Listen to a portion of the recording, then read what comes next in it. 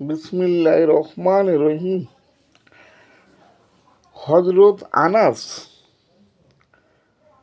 রাদিয়াল্লাহু তাআলা আনহু হইতে বর্ণিত আছে, রাসূল সাল্লাল্লাহু আলাইহি ওয়াসাল্লাম বলিয়াছেন, যে ব্যক্তি লা ইলাহা ইল্লাল্লাহ বলিয়াছে এবং যাহার অন্তরে যবের দানা ওজন পরিমাণ ঈমান থাকিবে, সে জাহান্নাম হইতে বাহির হইবে।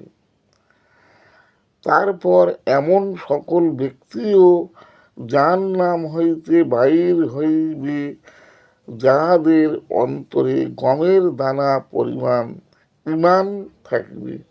তারপর এমন সকল ব্যক্তি জাহান্নাম হইতে বাহির হইবে যাহার অন্তরে অনু পরিমাণও ঈমান থাকিবে।